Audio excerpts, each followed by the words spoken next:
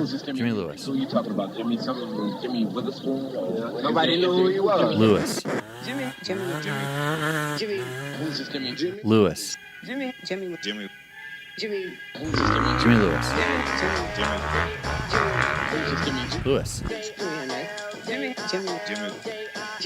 Who's this Jimmy? Lewis.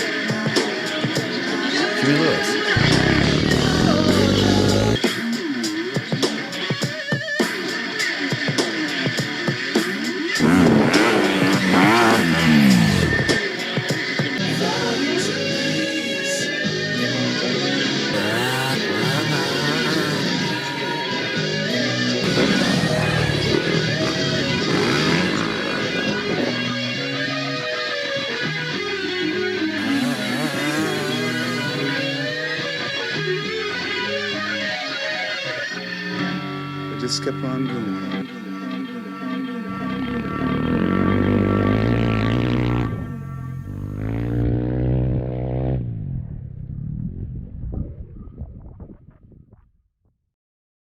Go. Live. Look. Live. Tech Talk Taco Tuesday. Live from Pahrump. Valley of the Dirt people, welcome to the show that allegedly is working right now, but we attempt to tell you how to work on your motorcycles, answer your motorcycle questions. So we answer motorcycle and motorcycle product related questions. My name is Jimmy Lewis. I'm the host of this shit show, and we're in the shop again because the studio is broken. With me tonight, Down for repairs. Yeah, it's getting an upgrade. With me tonight, my co-host, the number one co-host of the show, evidently. Still running strong. Yep. Big John. That's me. Big John Perkins, another Valley of the Dirt People native. Yeah. John is a professional CRF 450 catcher. I one and done. Yeah. Haven't missed one yet. Yeah. So we're here tonight in the shop answering your questions. We're going to work on some stuff if we need to. Hopefully the sound is good. If something seems like it's broken, let us know. I'm noticing the sound is a little bit low on my dials and things like that, but maybe my microphone's upside down. I don't know. You know how to read all that stuff, huh? Yeah, I was taught by somebody, but I didn't pay attention when I was in school. Let's see. Oh, we're dropping a lot of frames. We're really bad. That's pretty typical, I guess. Okay, so Tech Talk Taco Tuesday. Who else has a show where they are live in their garage and they'll fix anything you ask them to? Nope, just got to be us. Okay, so that's us. We're going to, I'll bet you these microphones are set up differently because when you talk, go ahead. Yeah, but I just talk a lot more. Oh, there's a lot more projection. You want to switch? You have a better microphone than Chip. Well, I don't know how I can fix the frame rates and stuff. I'm really looking to have somebody that's better than me fix this stuff. Here, let's see. Might be the Dirt People internet. Let's see. Sound is lower on your part. Okay, good. Let me try to switch the microphone. See if it's the microphone. You're just voice. So we just switched microphones. That's kind of weird, but we'll do it. So my microphone. Yeah, look at that. It went up. I think there's like apps inside of the microphone or something. Are there any buttons that we can push on these things? There's no buttons on them, is there? Power. Just hold it. You're real professional. Yeah, but even if I hold it, see, mine kicks way up. There's probably an app or something for the microphone. There's a box for them someplace we could read the instructions, but probably not. Okay, now we've switched the thing. John's going to yell all night, and I'm the only one that'll notice. So, as usual, we have some exciting segments. We have a Rooster Endo segment tonight. If you don't know what Rooster Endo, it's brought to you by Taco Moto. Taco Moto is where you can go get your bike all discoed out. You can have ECUs sent to you. They do all kinds of trick little parts, fuel pumps. Their new fuel pump for the 2024 and newer KTMs that can run out of gas without running out of gas. That is coming real soon or soon to be fixed. But this show also would not be possible without one of our main sponsors, of course, Yamaha. And tonight, if you guys don't ask a lot of questions, I'm just going to walk over and put some Fasst Company Flex handlebars on my Yamaha WR250F because I want to, because it needs to be done. And this, you go ahead. I have a couple of questions based on your 450 back there, actually. Okay. I was wandering around it a couple minutes ago. Wait, your microphone's not even working now, I don't think. Check to see. Check. Okay, yeah. It's all right. I just got You're going to have to hold it like a regular microphone. Maybe be really aggressive. we could copy a you're going to have to hold that up. Yeah, there's an excuse. Here's an excuse for. Well, John, how come you had like 5 Coors Lights? I hooked my microphone to it. Test. Oh, yeah, that's a ton better now. The Coors Light microphone. Okay, we just decided to have some beer flavored water. Yeah. Tonight, and then we will do the segment where we drink tequila. We're finishing a bottle of tequila tonight. It's Sincuro. Let me go grab. Why don't you go grab that? I'll keep fucking rattling off. Oh yeah, no stuff all over there. Yeah, and Hobble is there. So thanks for the sound update, Victor. Hit it with a hammer. Of course, you guys are on a little bit of a delay, so just know that like the chat and all that stuff runs on a little bit of a delay. But tonight's tequila is Sincuro. Hold this up right here. See, we're having a low tide situation in there, but we're going to make that a non-existent. And then if Janie's watching, my bartender, she likes collecting these bottles for making lamps. Janie, you can come over and pick it up. We might have a special guest appearance tonight. Are we allowed to talk about that thing? Yeah, Yeah, it's not. It's not. No NDAs there. No, it's not super top secret. Yeah, so there might be. Everybody says I hate electric bikes, and so I don't. I actually went riding on Surons the other day. Those are cool. Yeah, they're super cool. And like people, I don't know why people think I hate them, but a friend of mine, we got in this little thing, and he sent me pictures of him riding Surons, and I said, "Have you disclosed that yet?" They're so cool, but they're so not at the same time. They're horrible. I mean, they are from a motorcycle guy perspective. And they haven't changed. I rode. I don't know if it was a Suron, but I rode something that was exactly like it. Literally in the God, it wasn't even the Orleans arena. It was like a mini moto event, and it was at the South Point. Recently, or no, 15 years ago, maybe more. What was the brand? Why can't I think of it? They went out of business maybe 3 or 4 or 5 years ago. Oh, Alta. Yeah. There's Alta. Now, Alta was good. They were great. Alta was good.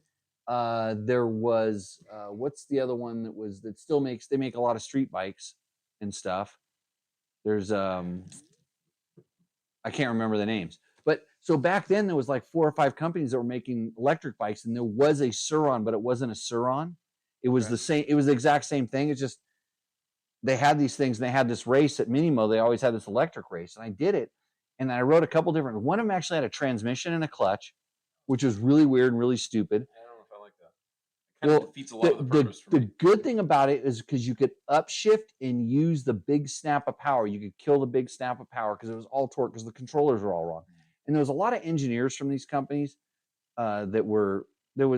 engineers from the companies that had their development going on in the United States. I think there was some people from Alta there, and from somebody in the chat. Tell us what the name Talara. No, Talara was not the company. It was.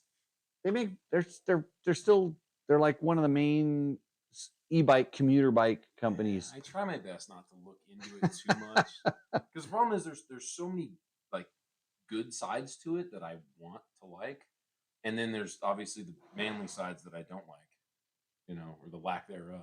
Now I don't even judge manly or not manly, and it's kind of it was funny because we went so I rode these things a long time ago, and I appreciated some of the stuff they were trying to do. And other stuff, I said this, they're not ready for prime time.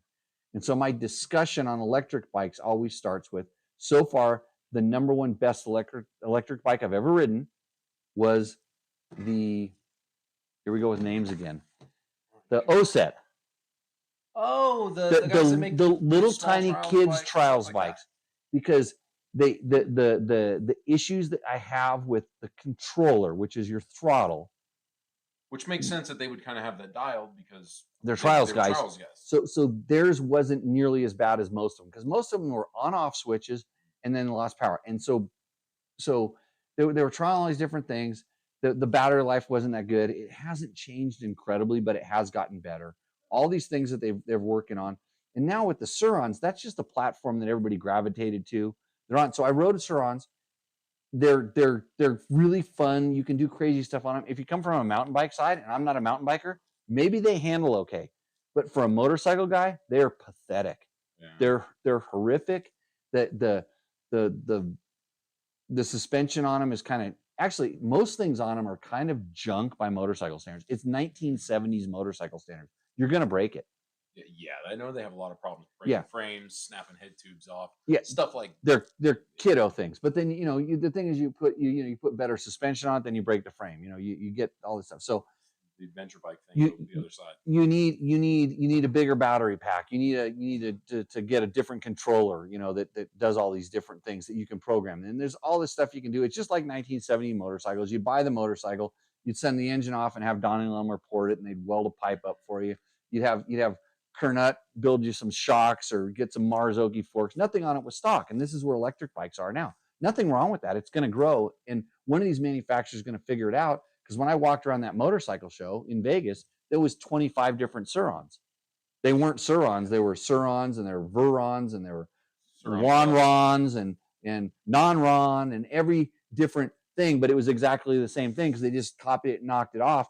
And at some point, somebody's going to say, "Hey, you know what? This is a pretty nice platform," because Segway had one, Okay. and they actually looked like they looked at the Sur and said, "Oh, this is pretty cool. We're going to make cars." There was a full size dirt bike. This was like before Stark came out with the Yeah. super bike, right? And they raced the Glen Helen 24-hour on it.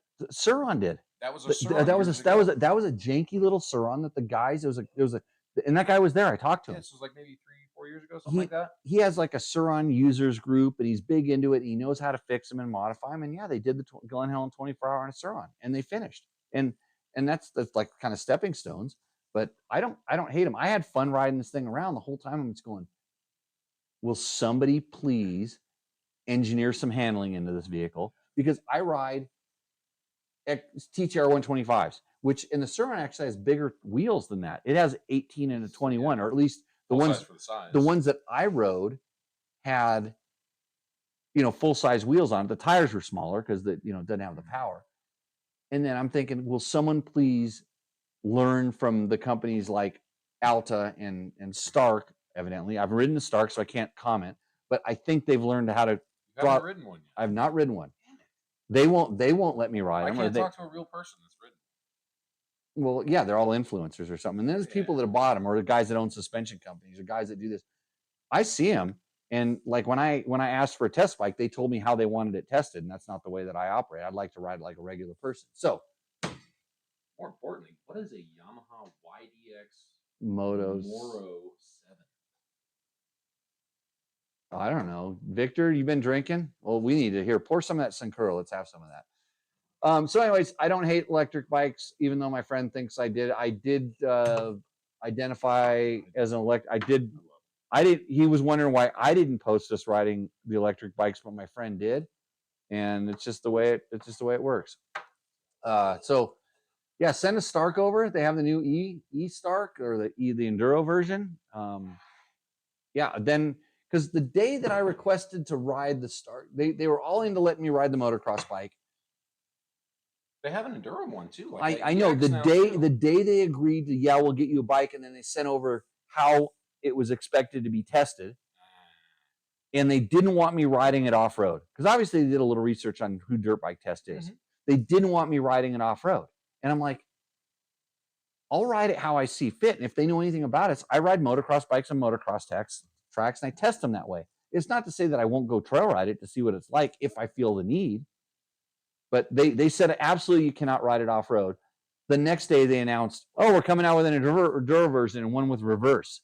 I'm like, what's reverse for? Or actually, they said, no, we have reverse. I can't think of what I would use reverse for on a dirt bike. But maybe. I don't know. I don't know either. But, well, we just had a reverse problem a minute ago. Maybe if it climbs a really good hill backwards. Well, no, you don't want front wheel drive. I don't know. That's really good. I remember this stuff being really good. It's got all good tequila stuff. Oh. It's got all good tequila stuff, but no bad tequila fantastic stuff. Oh, Jesus. Hold on. Check. That's what happens when you do it in the shop. The compressor turns on. Here, let me leave my mic away when this thing's done. John, hold the show. Yeah, that's the Yamaha electric bike. Okay. Well, I don't actually know anything about that bike, nor have I even seen or heard of that bike. Victor, is that like the pedal mountain bike with a electric assist, or is this like a full electric bike? Wait, when's that? Well, oh, it's the Yamaha electric mountain bike. They're like kind of like KTM has a electric. They're pedal bikes. Yeah, just like thing. So OSET, yeah, that was the name for sure. OSET was the bike. The Start Varg, I haven't ridden it. Love to, but there's a lot of like for them. But kind of the same thing you were talking about early on with like, throttle response on and off. Like I rode the Altas years ago. Yeah. And I remember jumping on it, and it was on like the Glen Helen REM track. Right. But I remember it being awesome, but it was an REM track. They were kind of like 250s, slow 250s, so you could really ride them hard. It really didn't matter if it was an on-off switch, because my test ground was, they give you 2 laps or whatever, and it was pretty hard laps. So that didn't matter so much. And I went trail riding on the Alta. The Alta guy came out and they didn't want us to. They didn't care about motocross tests. They wanted us to test them off road, and we took 2 of them and put 4 hours on them on the battery. Came back at like kind of almost 0, and the guy was a little worried because we went below what you shouldn't, like 20% or something. We kind of did it, but when I started getting, we rode way uphill in the beginning. I mean, we did like a 4,000 foot climb up in the mountains, and it was all downhill coming back, and they didn't have regen at the time. We rode them back down, and I got back down. I still had like 30 or 40%, and then so I started really using it, and then it like goes into some like warning kind of limp mode. And I mean, I want what happens if you have to use it. So I wrote it back in. I'm not abusing it, but I want to learn about this kind of Yeah, I stuff. want it So to be there if I need it. yeah. So okay, here we go. Got what does Anthony 98 MX ask? By the way, the show brought to you by Yamaha. By the way, you're gonna. I don't think it's on. You don't think it's on? I don't even think it's on. Okay, hold on. Let me check to make sure. Maybe it is off. I think it's picking up your volume. It's on now. Hey, turn the mic on, dumbass. Okay, this show brought to you by Yamaha. Yamaha sponsors our microphones that sometimes we turn on. We were probably saying good things about other brands, and we couldn't leave that microphone. Once we spent so long talking about batteries, we had batteries. Yeah, we had to. Well, yours will last longer than mine. So, okay, John, thanks for figuring that out. Okay, if you were in the chat and you didn't figure out that John's mic wasn't working, bad on you. Oh, look at this. We got a call from Trevor Hunter. Put him in. Trevor Hunter, welcome to Tech Talk Taco Tuesday. You're live on the show. Still going What a on? free bug. It's still going on. This is the show that supports you in the lifestyle you become accustomed to, buddy. They keep it going. Yeah. Okay. As Good. long as possible. So and the only reason you called back is. You called earlier saying you're gonna give me a bunch of money. Right. That's how I get kids to call me back these days, John. Why I keep showing up. Yeah. So on the line, Trevor Hunter, Dirt Bike's #2 test rider. Number 1 are these kids I just got a hold of up in Reno. I think they're 10 and 8, and they're going to be they rode the mini. I got a couple of good ones. Your guys didn't talk. I interviewed them at the thing last night or the other night. So Trevor, welcome to the show. We just figured out how to turn our second microphone on. Is that an improvement? I guess I could do like that as an improvement. Okay. Have you Depends on what's being said. Have you texted all your friends and told them that they should watch the show because we're going to make fun of you? I only have like maybe one friend at most, so I'll text him right now. Okay, good. Gonna be using of you. When I was your age, I didn't have any friends, so you're doing pretty good. So what's new in the world of dirt bike test and what you're testing these days? We just got a 2-stroke performance power kit for the Gas 3. So I've been riding that a little bit. So I got a question that is going to relate to something else. Yep. Have you run it out of gas without fully running out of gas? I have not yet. I raced at SRA on Sunday, and it was pretty low in the tank, but I had no problems. I was available on Sunday. I was available on Sunday. I didn't get a call to come out and ride some of the new 450s. I told you there's a night race. I told you there's a day race. So yeah, but like I could have received a call and said, "Hey, Jimmy, come out and like ride brand new bikes with brand new tires, and I'll pay for the gas, and I can probably get you in the gate and all that stuff." Remember when I used to do that to you? Should have called Scott for that one. Oh, Is he still a Cali guy? Well, I think he seems to still. That's the one manufacturer you can still get bikes from. Yeah, yeah. I don't know. Does he still get them from Cowie? Or does he steal them from you? I have our off-road 450. I'm not sure if he has anything. He's a Triumph guy now. Okay, yeah. Well, that was my bike. Yeah. He just went and picked it up before I could get there, so I need to go get it before he puts big springs on it. Because actually, I need to go ride that because I'm going to go ride the Triumph 450 Enduro, which is in late June, Trevor. So should we include that in our 450 comparison? That wouldn't be a bad idea. Okay. Well, I'll ride it and then we'll tell you whether it needs to be included or not. Because I don't even know. I'm not even sure whether it's coming as a off-road only bike or it's actually street legal.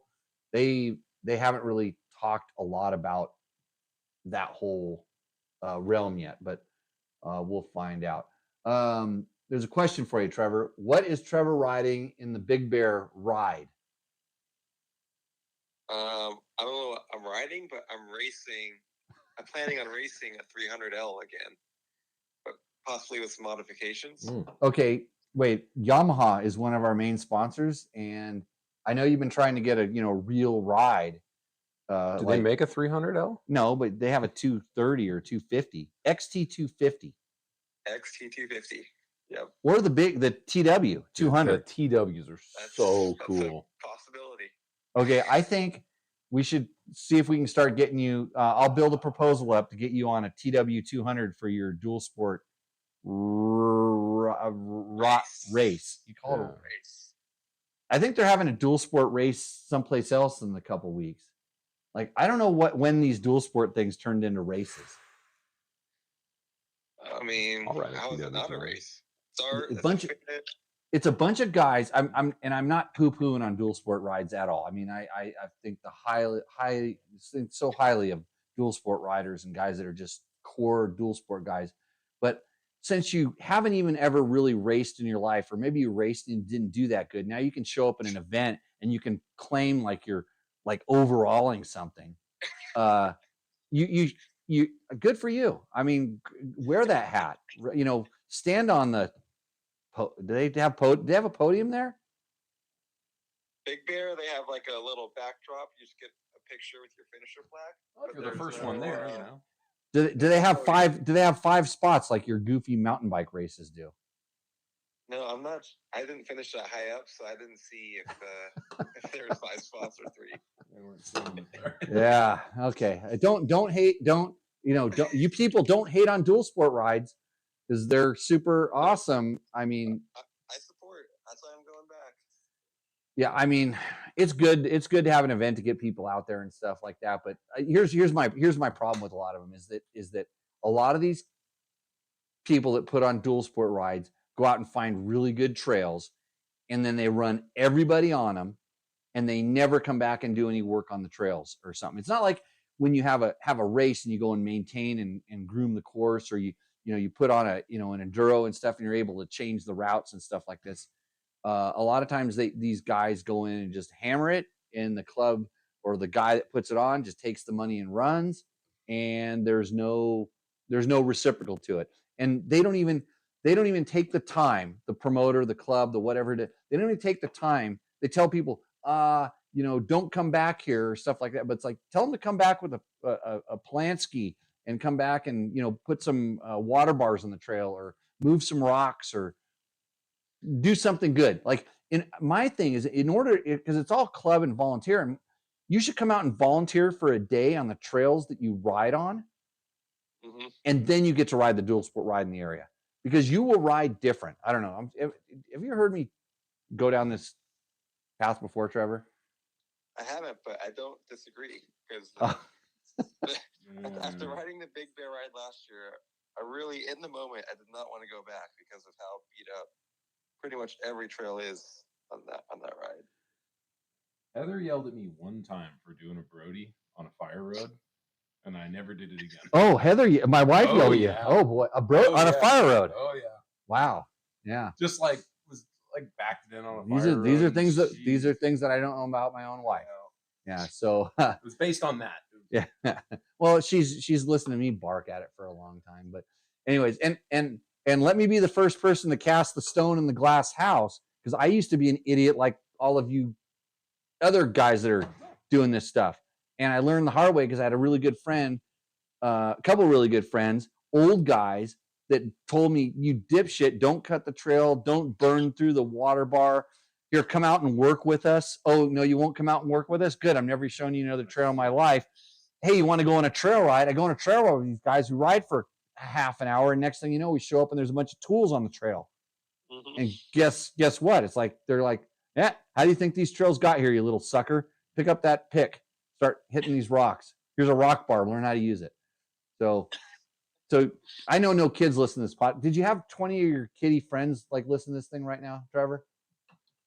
I don't know if it's Okay. a good idea to say if I have 20 kitty friends. Okay, it's 32 minutes into this stupid show. So when you go back in and clip it and make a clip, put this on the Insta YouTubes or whatever they call them, and put it up there and just that last little rant, and then tell them to like and share to their friends.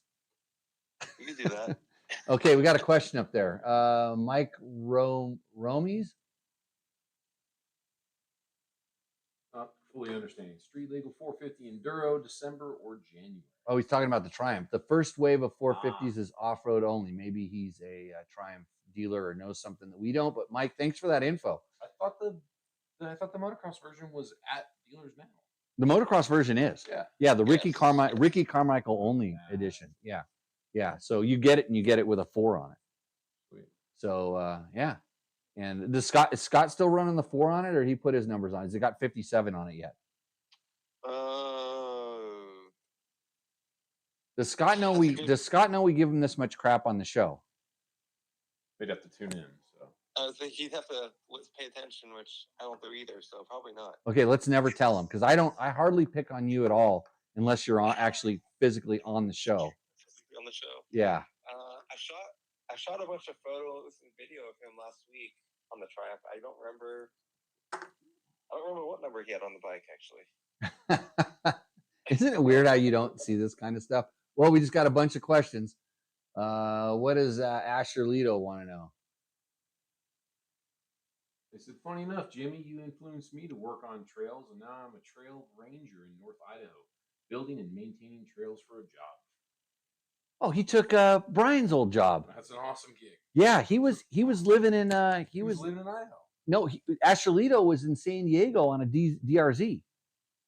He was the guy that kept asking. He wanted to race his DRZ in District 37 or District 38 or 36, 38, I guess it was. Okay, what does Utah Desert Racer want to know? That's a lot for me. What was the name of the first mainstream electric dirt bike before start? I think we were just talking about that. Alta. Yeah. Alta was. But we're thinking of the name of that other company. We still haven't figured it out. It was the company. No, it's still there. They're based. They're a Bay Area company. They have an adventure bike. Someone should figure it.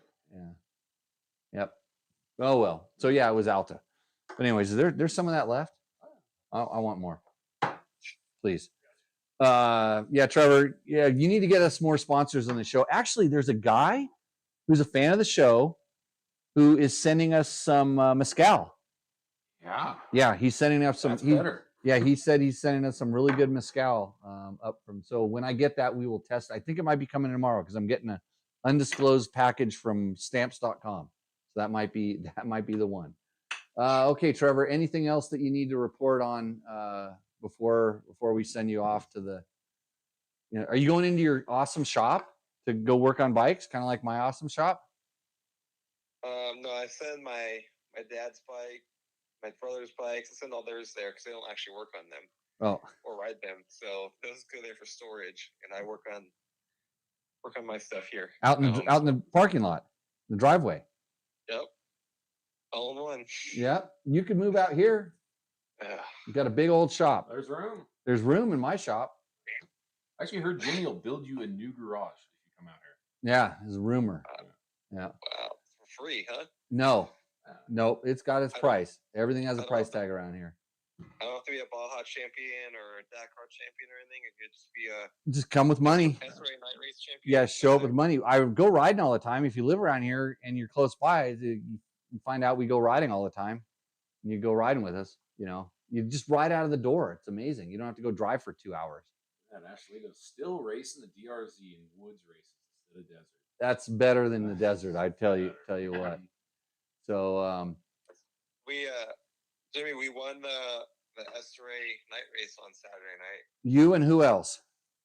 That Tyler Belknap kid, Fondo. Who? And then Cody Lee, Yamaha test rider. Who? Tyler who? Yeah, I can't remember his last name. Actually. How many riders were on the team? We had three. 3. How many were you allowed to have? 3 or 4? I'm not sure. You could have 4 people on. How long was the race? 2 hours. You girls, jeez. I remember when like 2-hour races were for one person. Oh, I thought you were going to jump in and say you could have done a hero lap. Oh, yeah. How come you didn't call me out? I could have jumped in and done a hero lap on your team. I invited you several times. You just never. I was busy. I went to my friend's retirement party. Oh gosh. Yeah, my friend's daughter turned 18 and graduated, and guess what he called it? His retirement party. Retirement party. Yeah, I saw your buddies there. I saw TJ, the guy that can snap axles on a YZ450. You got lots of speed to do that. Yep. I saw Cooper, the guy who can take bikes that we get him a lot of parts for and sell for more money. That guy. Yeah. All your friends. Oh, my friends. Well, they're your age, so I figured they're all your friends. You should they might want to be your friend because they were my friend because they thought I had free motorcycles. I've got enough friends. Speaking of free parts, though. Oh, free parts. You know? Yeah. So, okay, Trevor. Well, hey, thanks for calling Tech Talk Taco Tuesday and checking in. One last thing. When are you going to come ride the gas to see how the two-stroke performance kit runs? I should hop on a motorcycle riding right now like the kids down the street. You hear 2 and 4-stroke sounds right now out the door of this shop. You hear that in your neighborhood, Trevor? Also cloud cover in southern Nevada. Surrounds in our neighborhoods. Yeah, there's actually snow up on the mountain right above my house right now. It came today. So it rained at Glen Helen today. That was nice. Yeah. I wish I was there. I was doing something different. So, okay, yeah, I'd like to come. Hey, but I want to bring the Taco Moto fuel pump kit that won't let the bike run out of gas because he wants to get it tested a little bit more before its final release. I guess it works, but he wants people that thrash things to test it. Does that fit in all tanks, like IMS and Chevrys? I think, yeah, because I think all the tanks have. Well, IMS actually makes a tank that relocate. You have to replace the whole pump with the old pump. Yeah. Okay. Yeah, they actually. What do you have on a stock tank or IMS? Right now I have a stock, and I have in the Chevrys tank for it too. And so the Chevrys is a little bit bigger, and it uses the stock pump. Yeah. Okay, I'm getting you the fuel pump. All right. Then we can go for a real ride. We can go riding more than like your 20 minutes like you little kids do. We'll go for a man ride. A man? I'm not a man. Well, we'll work on it. and then we'll fix some water bars and we'll trim some brush and all that stuff. Right thing. All right. Okay, I'll tell you about that ride we're doing real soon. Okay, Trevor, I need to talk to your dad about having him come out here and have a meeting with our town people about a GP on a golf course. Okay. Yep. See ya. See ya. That was Trevor Hunter, everybody. Dirt bike tests. He's the number 1 test rider because I'm trying to retire. So thanks for jumping in on the comments. If you have any real tech questions where you want to ask questions in the chat, like it says here. So we have this whole shop that it's ready to go. We could work on something. And if you don't ask any questions, I'm going to go put handlebars in that nice, sweet WR250 that you see right there. We have this other camera that's pointing at the screen. See, it shows our backs right now. We can wave at the camera. There's a little bit of a delay, but that will show what's going on. But this shop is wired for sound, as we like to say in the industry. But this is some really nice tequila. That is fantastic. Yeah, Sincoro, by the way. So let me hold that up to the camera again there one more time, in case you were wondering which one we're having tonight. That's for it's a nice looking bottle. It's probably pretty expensive. I have no idea how I got it. Somebody they like me more than I think, and they got us that. So honestly, the bottle is shaped not like my kid's riding style currently. What's that? Crooked or straight up and down? Straight up. Oh, he's got the adventure bike riding style. Forward. Oh, I can't shake him of it. Been trying. You know, we had a tornado here the other day, like literally a mini tornado. Yeah, I just watched the trees try to break out there because we have thunderstorms coming our way. Hopefully tonight we're supposed to go ride in the morning with the boys. I'm not doing anything, but well, now that you can ride, John just did his first ride back from broken femur. Oh my goodness! From one shop to the next. Electric start trail bikes. Yeah. There was actually someone earlier in the comments that asked. It was a what 250 should I buy type of question. You know, we missed it. Well, let's go back. I don't know if he's. Oh yeah, there. Anthony 98 MX. Yeah. What's a good 250 for a 16-year-old 135-pound rider? I've been stuck between the Honda and the Yamaha. Okay, so this is a good question. I hope Anthony's there. I wonder if I can. I don't know if I can. No, I don't want to block the user. No timeouts. So hopefully Anthony's there. Shoot, I wonder if there's a way to reach back to them. Is Anthony? If you're there, let us know. But I'll go ahead and answer that. 250 for a 16-year-old. Here's the question. 16-year-old means nothing. Okay? So I like it when people ask, questions, but you give us a little more info. And I was this size at 16, so yeah, and when I was 16, I was a pipsqueak. I was tiny. So it'd be better if I have a 150-pound 5'2" or 180-pound 5'9", something to size. Because when you go 250, I think I said 135, which is I think pretty small for 16. Right, and here's the Did he say? Yeah, 135-pound rider. What's good? Oh, 135-pound rider. How tall is he? Because 135 pound is tiny. And what are we talking about 250? Are we talking about CRF or YZ? Or are we talking about TTR or CRFF? It's a hard question. It's a hard question. That's where I was going with. If you can be a little bit more specific with the questions, or at least after we don't answer your question for 10 minutes, go, you dipshits, you're more interested in that bottle of tequila than my question. Would you answer it? All things considered. So let's go to Ashlita's question. We'll roll back in when Anthony comes because we're all running on a little delay. We've dropped 2.6% of our frames. I need to upgrade my computer. What's happening? Yeah, well. Let's answer this question. Okay, Ashlita's question. Before I get all spun up. Let's see. One of our Rangers bikes is a 2020 KTM 300 XCW. There's our Tornado.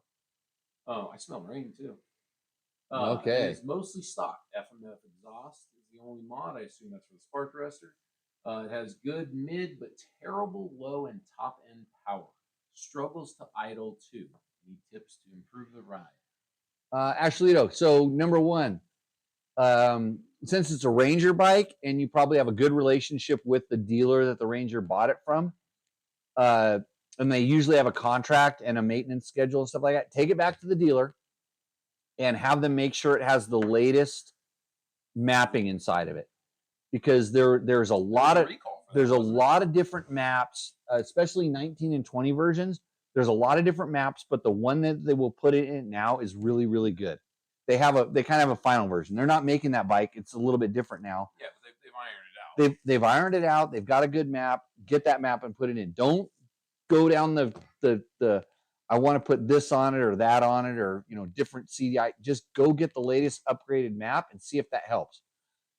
Aside from that, some things that cause it to do what you're talking about doing, which is really strange that it has good mid, but terrible and low and top. Usually it's good mid, good bottom, One or the other. and mid and bad top or not as responsive enough. Which that's not so much for TPI and TBI type bikes, but in the carbureted days, 2 strokes would be, you could have very little compression, but with RPM they still make good power up top. So that was why a lot of people would have a hard time figuring out oh, my bike's junk, because they're oh, it lost some bottom end, but it still screams on the top end. That was because your rings are worn out. Yeah, but it would heat itself up, it would build compression, and it would make power up there. Yeah, and the pipe shouldn't affect it, but it should have really good bottom and decent mid, but no. But if you're equating no, and this is the problem, is when people are describing stuff, I have to be kind of like this. I have to have ESP over here and kind of thing. If you're talking about that having really good or not good bottom because it's so smooth, that's normal on a TPI bike. And then same thing, the 300s don't really rev, so maybe that's bad top. Maybe that's just a characteristic of that. If you can put it in first gear, let the clutch out, idle down to almost nothing, and roll the throttle on. And I always say, if you want to check if your bike's doing good, do a third gear roll on. Put it in third gear, idle along, put it in third gear, let it to where it's just about stalling, and then just roll the throttle on. If the bike picks up and pulls and pulls and pulls to the point where it goes, you know, you feel the power build and build and build and build, and then it starts going into over rev, and then it goes, you know, that's probably the way it is. But if you're doing a roll on and it's doing peaky, it's coming on and off, then something's wrong. Yeah, I feel like I'm a broken record every time I talk about fuel injected or TBI, TPI, you know, KTMs and Austrian bikes and stuff like that. But it's so many people confuse what you said, low bottom end for smooth power delivery. Yeah. Same thing we talked about 2 weeks ago about the KX450. If you want to what we talk about, go back in the dirt bike test archives of Tech Talk Taco Tuesday. John came in episode 3, 4. That was early. Early, back when we were doing it in a Mexican restaurant. You can hardly hear it. Sound is horrible, kind of like this show. The video quality isn't that good. Haven't really got better. Kind of like this show. Yeah, nothing's really improving other than I don't know what's improved. We're just 247 episodes deep in this mess. So anyhow, yeah, you don't want to sound like a broken record, because a lot of times we have new people that listen to it, and then sometimes people listen to this, and then they'll comment on it later on in the comments when they're watching on the YouTubes, or they send us an email. It's my name @dirtbiketest.com. If you don't know what my name is, I say it enough where you got to figure it out, because I don't want because you know those AI robots that they're building. I said bad things about them on episode 150. Can't wait for them. They're coming back to get me. Yeah. I got a message from my electric bike magic person. I can't see that far, but that it's like the bottom end doesn't exist. You can't get it to lug like our other bikes on the Idaho single trail and switchback. Could very well be a worn out motor. Yeah, how many hours are on it, Ashlito? That's a good question. And lug a good running KTM TPI bike is like the best lugging bike there is. I mean way better than carbureted ones. So yeah, something's obviously up. So in just like things that can be up, there's the crankcase pressure sensor was kind of an issue on those bikes. You just never know. I mean, I don't know when they would fail, so that could be kind of a thing. Let's see. Thanks for the map ID. Our dealers keep screwing us over and are incompetent, but I'll tell my boss about it, and that might help the bike. I assume I know a lot of different dealers and there's some of them are super. If you're working on trails, they want to help you. There are so many good dealers that want to help the trail workers and the ranger programs and stuff. That place is phenomenal for trail. They won't screw you. So Ashley, to send me an email and I'll get you hooked up with the right people if there's any kind of an issue. There are some dealers that just see the government bike come in, you know, because they look at them and they go, these guys don't know anything, and then it's like, okay, I can do it. So about our thing that was going to show up, not your deal, but the controller failed in a way that the kids knew about. I have a new one installed on Sunday. Yeah, so anyways. Okay, that thing will be back. Yeah, I broke it. I broke an electric bike today. Oh, man. Yeah. Didn't even get to ride it. I wanted to show you something super top secret, but I broke it. So, and I didn't did you see me do anything mean or abusive? I don't know. Yeah, I don't know. You barely either. got your leg over it. Yeah. Favorite tequila? That right this second. I'm going to go. The Syncuro right now is winning the war right now. But Joshua, so right now, and I'm going to do a tequila podcast, by the way. I've been threatening to do this. I'm working on getting it all set up. But so right now, there's a tequila called Adictivo out of Mexico. But it's the Mexican one that's really good. And then there's another one. That's yours. I made it special for you. I'll take that other one over there. It's next to the 2-stroke oil. There's an Adictivo that's really good. Of course, I'm a big fan of the Clase Azul, and then the other one is Don Cayo. You can't get that in the United States. Do you like the Clase Azul Anejo? I don't like their Anejo. The black bottle, not the hard black bottle, like the tinted bottle. The super expensive black bottle, the Ultra Anejo. No, the regular Anejo. It's like have you had that with us? No, this stuff's $2,800. Oh yeah, no. That's really good, but the more that, and George says he replaced it with Kirkland. He says he took all the real good stuff and replaced it with Kirkland. But it's really good. I mean, the thing is, we brought some back from Mexico the last trip I went down there, and we had to taste it, and we couldn't figure out where it fit. So we started bringing out all of our other bottles, and that came out. And I mean, there might be this much in the bottom. It is a little tiny bit. So I stand by the white and blue Clase Azul.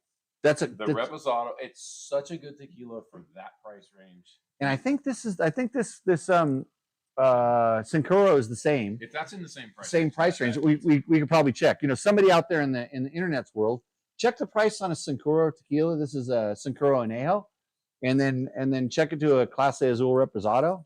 Yeah, I think a Reposado is like 200, 220, something like that. Is it that much now? It was 120. Oh yeah, I don't think it's okay. I don't think it's been that in a handful of years. Yeah. But if you're looking for a price point in the United States, if that's $120 bottle of tequila, I'll buy 10. Yeah. So in the United States, there's another one called Loma Azul. That's a good price point tequila. Hey, I should save this for my tequila podcast. But anyways, thanks for asking that question, Josh. Let's see. I'm going to the store tomorrow. Gonna scoop up some stuff and gonna try it out. How often do you repack your muffler on a dual sport? I spent 2.5 hours this afternoon repacking the silencer on a KTM 50. Jimmy, that needed to be done, by the way. I done it that day. That day we showed up out there, I had done it that morning. So did you pack it super tight? I did it. I've done that thing every which way I've ever known how to pack a silencer. Okay, Josh, we're gonna get to your question. Sorry, we're gonna run down. This is Tech Talk Taco Tuesday. We run a little loose. So, backstory: I showed up to the Pahrump Ride Day at our local track, and my son's KTM 50 is the most cackling, loud motorcycle. It's got a crack to it. It's not the total noise. It's just the crack back. Yep. Each stroke of that two-stroke motor. Very loud. Yeah, and it's got a FMF head pipe and a silencer on it. Is the silencer a shorty? Oh, it's this long, but it's a 50. So, but yeah, it's. I think it is a short. It doesn't specifically say shorty, but I mean it's only. But that's a modified 50. Yes. Okay. Yeah, it's a rowdy 50.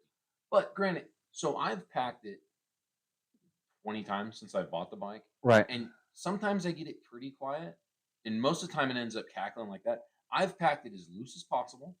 I've packed it how I normally do it, which is just basically roll it up and stuff it in there. You know, it's not too tight, not too loose, kind of somewhere. That's the way you're supposed to do it. That's how you're supposed to do it. I did all 3 of them today. I spun it as tight as I could possibly get it. Put the bike. This is true dirt bike test style. Yeah. No, I like this. I'm interested. Started the bike, cackled super loud.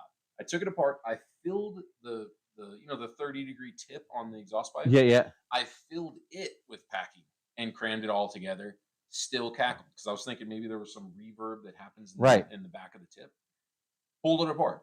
Did it normal. It got a little bit better, but it was still really normal. loud. Meaning kind of light, just not fluffy. Still fluffy. has fluffed it.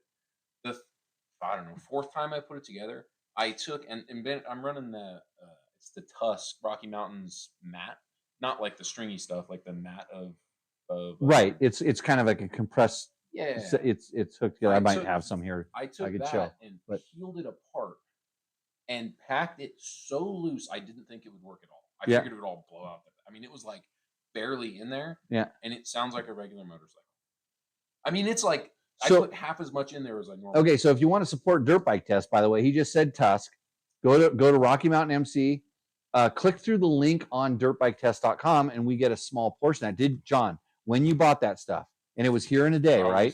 Did you go through the Dirt Bike Test link? Oh, yeah. I like getting that $135 check a month from all my friends. I even asked you if you made me money. So you guys, if you want to help, feed my cat who's cruising around right here right now, she's going to get weighed on our scale. Hey, we're going to weigh a CRF 150 and a TTR 125 in a second. But so back to dual sport packing. Right. So the repacked muffler.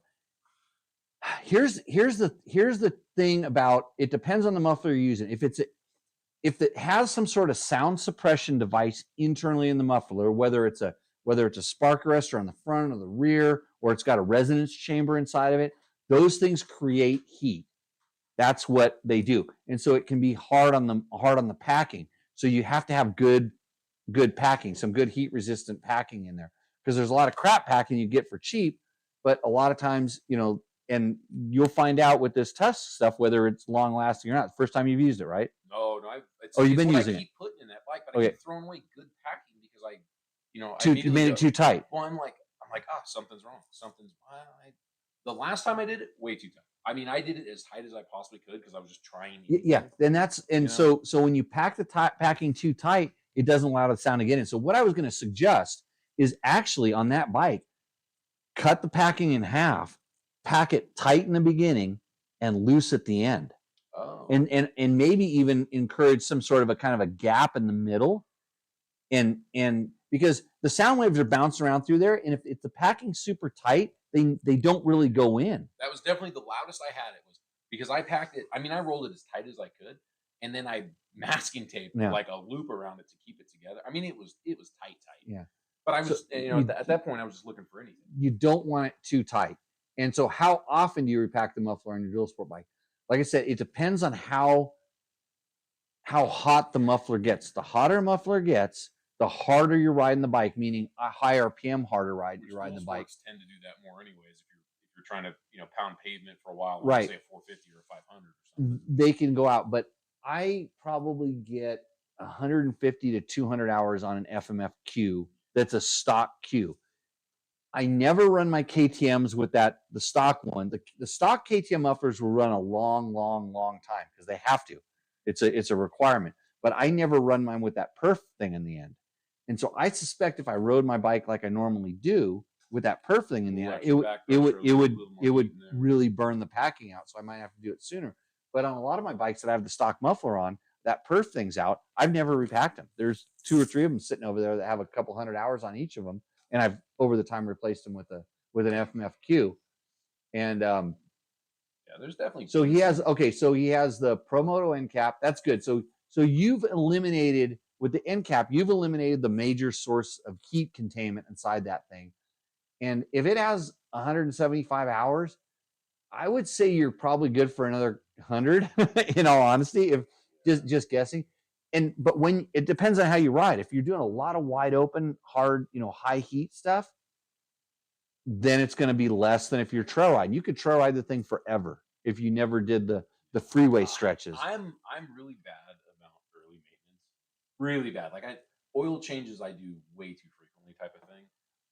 I mean, at 175 hours, I think the Tusk packing is $10. Yeah. And if you're slow an hour in the garage, you get to sit in the garage, drink 10 beers, and pack the silencer. No. I mean, 4. Yeah, 10. Okay, 4. Well, no wonder it's so loud. Now I understand the beer to silencer ratio makes sense. And Gregory says he assumes we were talking about the resonator. So when I'm talking about this, I was being very generic when I was talking about the sound reduction device. So there's a chamber inside of a lot of mufflers where it kind of it pumps in, it has to go through some zigzags and stuff. And that would be what would be called the resonator. Like the FMF-Q has some sound baffling stuff inside of there. There's different, but for the most part now, a lot of the mufflers are just, especially the accessory ones, are just straight through and they figure out let me grab some. Watch this. Yeah. Here's what we do here's why you're today in the shop, because I can run right over here and grab a snorkel. There we go. Yeah. There's the piece right there.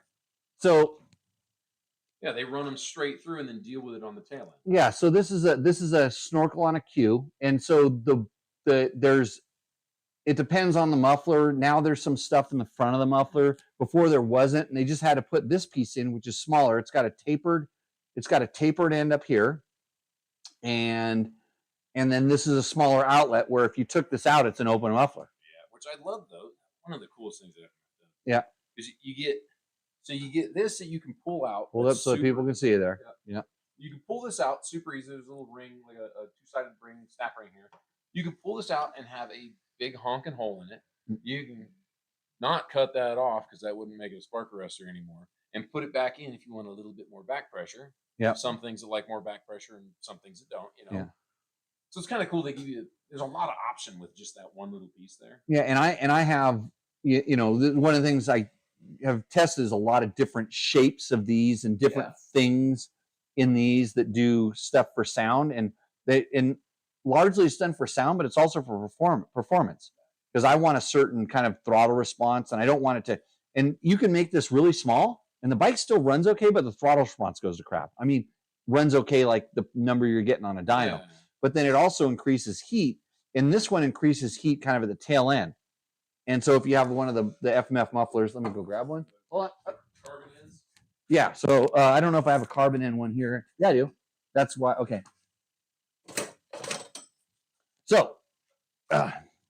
So when you have here's an FMF.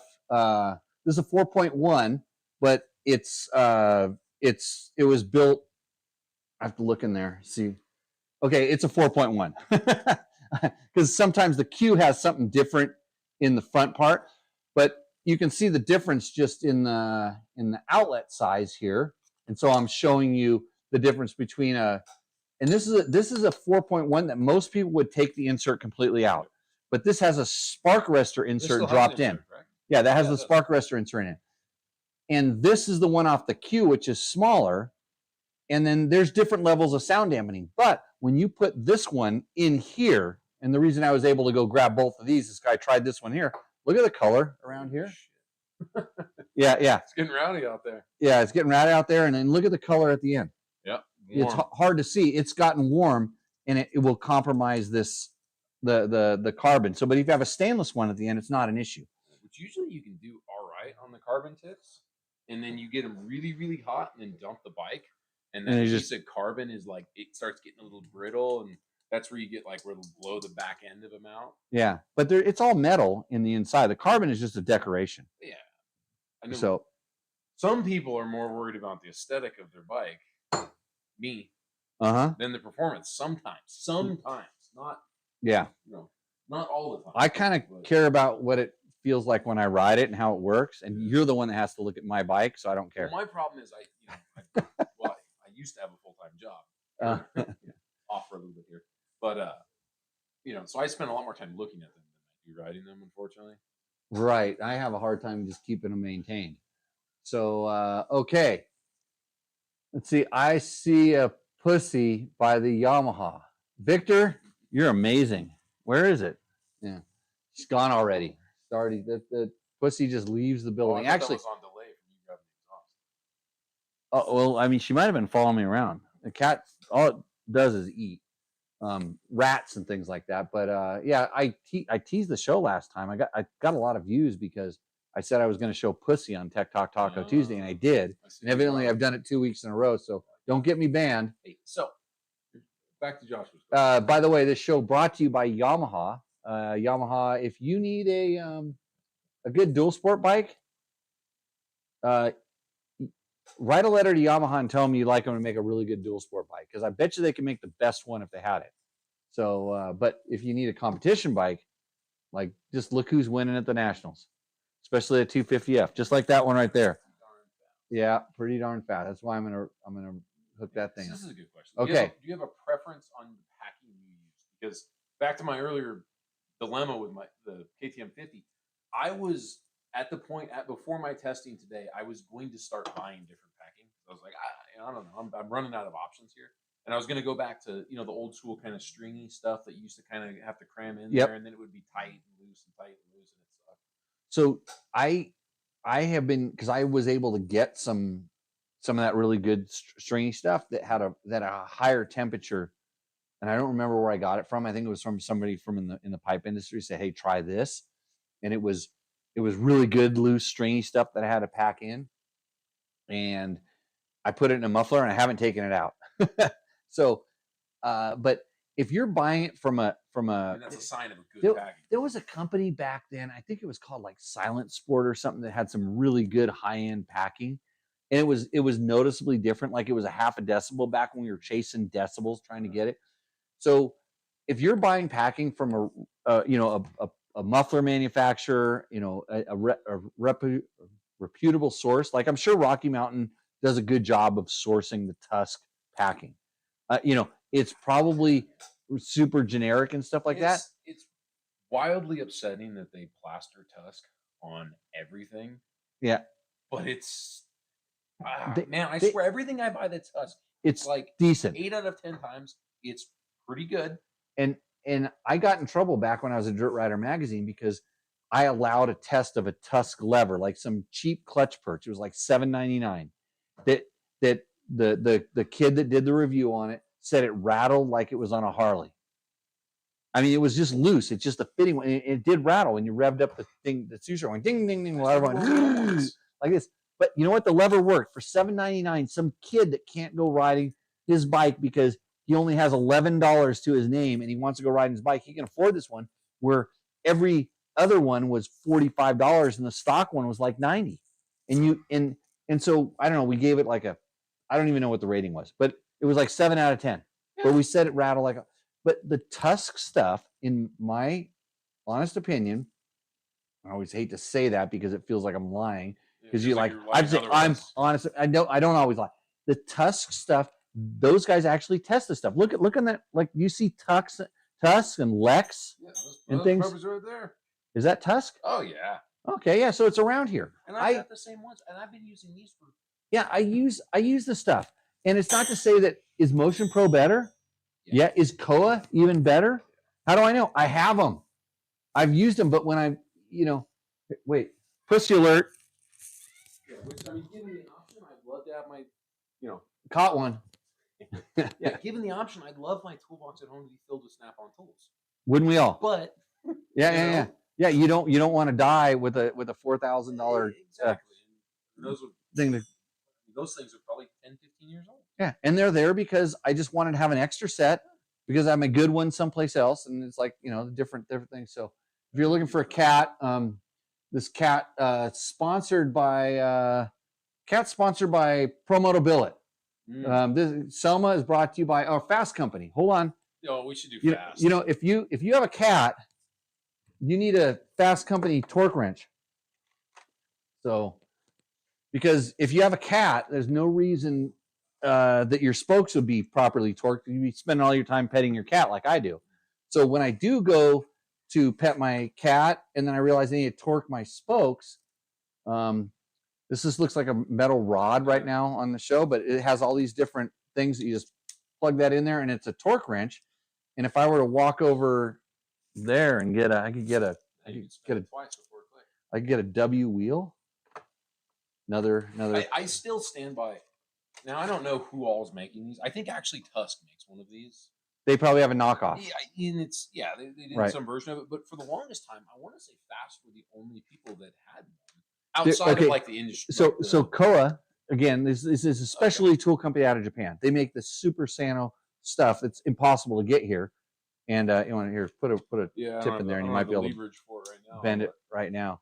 But just yeah, and here, hold on. Let me get that click right here on the. That's the sound of a perfectly torqued spoke. Yeah, and there's a little detent in there, so it gets it straight with the torque. But it's at the end of the So day, you know how you said you want to have a snap-on toolbox? Yeah. So when you want to just you may not have a snap, you might have a little Harbor Freight in your toolbox. You should have a snap-on. But you pull that thing out, and then people go, oh, that guy knows what he's doing. Yeah, well, because the thing is that I don't care what the debate is. The most neglected thing on a motorcycle has to be the spokes. It has to be. It's something that. I mean, I think people take it for granted, but I don't. Well, see, I don't. There's the problem is I don't neglect the spokes. Like I know when I get a new bike that I have a routine for. I usually, if it's a lot of the bikes that I get are prepped magazine bikes. So somebody did what I would do, which is when they got the bike out of the crate, they went and took a spoke wrench, a good torque spoke wrench, and they went and checked it. Most people don't have this. I have a torque wrench in my wrist, even though they don't work very well for all the other things. Though. Yeah, they work. It clicks just like a torque wrench. But when I want to make sure how I calibrate my wrist is with this particular tool. I still stand by. I would say 9 out of 10 people that own and ride motorcycles on a monthly basis, like a standard person that rides a motorcycle, yeah, has never touched their spokes. I bet it's 9 out of 10. Has never touched a spoke before. I Maybe okay. Okay, I'll go with 9 out of 10, but I want to say 7 out of 10 don't ride their bikes enough to need to like the way it comes from the factory. Just like, I mean, how many people check their torque, their lug nuts on their car ever, and they drive 100,000 miles? I mean, maybe when they got the tires changed, somebody did it, but do they even know? But if you want to treat your bike right, spoke torquing is important. If you want to do it right, absolutely right. Fasst Company. If you want to get a discount on one of these, you do email me. It's my name. It's Jimmy at Dirt Bike Test, which is what we do. Go to Dirt Bike Test, click through the links, and you can get one you probably get one of these at Rocky Mountain. If you want the real one, email me. I'll hook you up with a guy who knows something. Joshua, your question. So for like FMFs and stuff like that, they actually have on the back side, they'll have like Torx head bolts in them, so you can pull these 4 out, and this whole it slides out backwards. The back of it. There are some exhaust pipes that don't, like some OEM manufacturers won't have them. I think these days probably most of them. We'll grab a KTM one. Yeah, KTM one. KTMs are interesting. There was definitely a time 15 years ago, everything needed a rivet. So the KTM, here's a stock KTM muffler, by the way. So KTM actually has their Torx at the end. You pull the cap out. These are usually glued in. They're glued in. They're not that easy to get out. You have to do a lot of tapping and stuff like that. The KTM is riveted on the back side, on the other side, so you have to kind of tap this sucker out and get it out.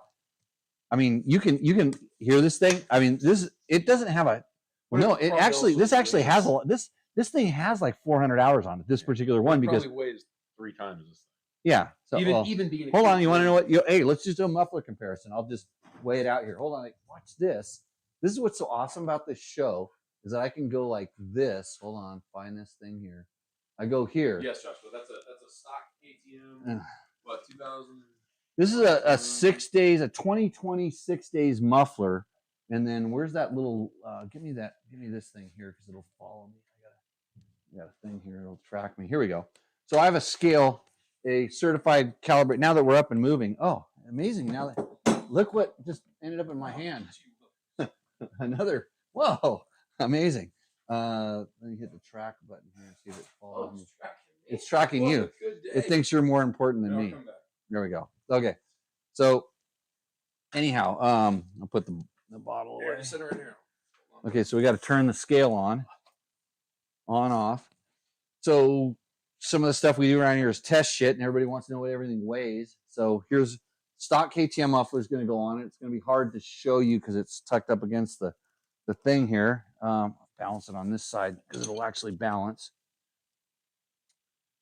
5 pounds. The stock KTM is 5 pounds, 14.6 ounces. Okay, I'll take that one off. And now I'll put the FMF. And it's a 4.1, so it's a little bit lighter than a Q. But this one is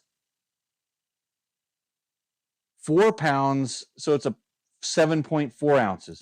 So it's a pound 6 ounces lighter. It's funny, it feels heavier. Almost. So the interesting thing about mufflers is sort of where they're at. You know, the muffler is out here and it's swinging. So if you take your muffler and you go like this, okay, what does that feel like? Versus when I grab this guy here and I go like that, there's a little bit of difference. The farther I put it out, the more, difference. So what I'm doing is I'm actually holding the muffler out and swinging it for all you people that are listening to this on a podcast. But that also works up and down just as well as it does side to side. Yeah. It acts directly over the tire. Yeah. And it's pendulum. And that's why, for instance, that KTM, and actually these are from 2 different years. And I'll show you something interesting here is when you start talking about like design of bikes and everything, I'm going to hold this up and you're going to look at the muffler mounts are pretty much the same. There's a little bit different between these 2 years. But if you look at where the muffler attaches, see how much longer. So if they were attached, look at how much shorter that becomes. If they're hooked up where they're to the header pipe. So here, and that's what they call mass centralization, if you're wondering. So they're always trying to get it closer to the center of the bike. They don't want the heavy stuff sticking out. You can't do much about the wheels because they're in a certain spot, and the muffler is a heavy thing that you can do. Now we got lightning and thunder going on out here. Okay. So hopefully that answered that question there. Let's go to the thing here. Let's see. So you probably have carpal tunnel in your wrist. No, I destroyed my wrist. Oh, we got to work on that thing too. Got to work on some stuff. No, I destroyed my wrist racing motorcycles, maybe Dakar. Specifically destroyed my wrist. Both of them. Let's see, stock. So one of those was stock. One of them was off at 2019 or 2018. The other one was 2020. I'm guessing they're just stuff I had laying in a pile over there. No, you will not need a rivet tool. No, yeah, not on a stock one for sure. Actually, that one, both ends come apart on the KTM muffler. The stock KTM muffler, it's not riveted on either end. And I would usually take, like you said, like the FMF one, I would pull the not the end, I would pull the initial part out. So, okay, so that's the answer to the question. The next thing we need to do is let's talk about like amazingly awesome, super high horsepower beginner bikes. I have a Honda XR150 that I need to give back. And one of the things we always do with our test bikes here is weigh them. So we're going to, since we weigh stuff like the mufflers, we're going to weigh the XR150, find out what it weighs. So we're going to do a contest right now. If you can guess the weight, the weight of a stock 2024 black XR150 with a nearly, like it was filled up about 20 miles ago, which means it might be down like a quarter of a gallon. Ooh. Yeah. If you can guess the weight, stock tires, stock everything. If you can guess the weight exactly, I'll send you a "Fuck You" t-shirt. I have one. Jerry left it here, but it has to be a size large. So we're going to do that. And John and I were going to have this discussion. I'm going to roll it back in. Tell them what we were going to talk about. Can you remember? Comparing weights? The weights, yeah. Yeah. So talked about it a little bit earlier. So the 150s, I wouldn't say quite a bit taller, but in comparison, it's quite a bit taller than the PPR.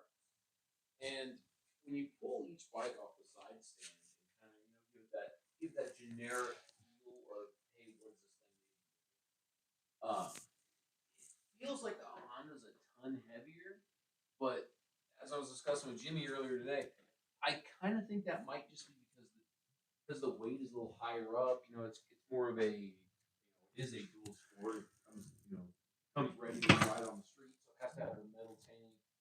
The tank's a little higher up on the bike. So, in our guesses, I think that they're within 15. What did I say? 15 pounds of each other. Did you say 15? I think you said 25. That was less than you. I said, yeah, you said 15, and I said, yeah, maybe I said 25. So I think they're going to be about 15 pounds from each other. Jimmy thinks about 25. I think he's wrong. So, but what do we got? We got some. Oh, our guest is coming in. I don't know about So those guesses. what a smart internet user would have already done is done a Google search. Well, they're all pretty close to each other. And yeah, so they went to the Google search. And so here's where we're going to find out what the manufacturer weight is versus what the real weight is. And so I've got to, I got to. Total guess from comments, I bet it's 240. Oh, that's what the, because what did we say? We said 180. Oh, I don't know. I didn't really have a guess. No, wait, no, wait, two, no, wait, say two. No, what did we say in the beginning? When we just kind of threw it out there. I would say 240. Probably. Okay. I need a pen over here. Let me grab a pen off that thing up there, and a Sharpie, because I got to do math because it weighs the front and 174 sure would be a cool number. That would be a rad bike at 174. Yeah, I don't know that it's. I mean, like the under 200-pound dirt bike is kind of interesting. Usually they don't have extra strokes. Let's see. I need to find something to be able to write on here. Because there's still, I think, a modern ATM 125 is under 200, right? Empty. No, not that. We built, like back at Dirt Rider, we built a 199-pound 300. FMF actually did it. Donnie Emler at FMF, just as a challenge, kind of did it. So, okay, I got my sheet out here. Let me weigh it here. It's not a small motorcycle. It really is when you kind of get to touching on it. I'm actually really surprised by the weight bias. That's something that kind of is striking me right now. I wish I would have got to ride it a little bit more today, but You can come by and grab it tomorrow. They're taking this thing back real soon.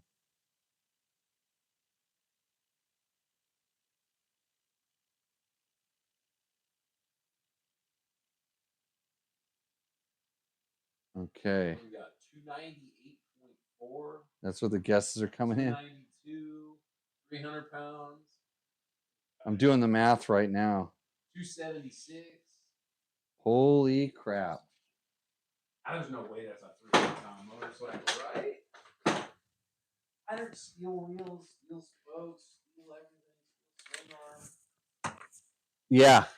I'm kind of surprised by what. It's an air-cooled Honda, so it probably holds 4 gallons of oil. Let's see, everything's zeroed back out. They're still accurate. I'm calibrating it by myself. So, oh yeah, I'm almost Clydesdale. Close to Clydesdale. So I said 25 pounds, right? Said 25. I'm thinking you're right. I said 25 pounds. I was kind of surprised by that. It was a little bit more than what I thought. But this is a Yamaha. By the way, Yamaha, sponsor of this show. You want one of the best play bikes known to man because it has electric start and a Kickstarter and high revving 125cc 4-stroke engine. This is a fun motorcycle. That is the undefeated. Funnest is a word. Funnest? Yeah. Funnest the word? Undefeated on the flat track.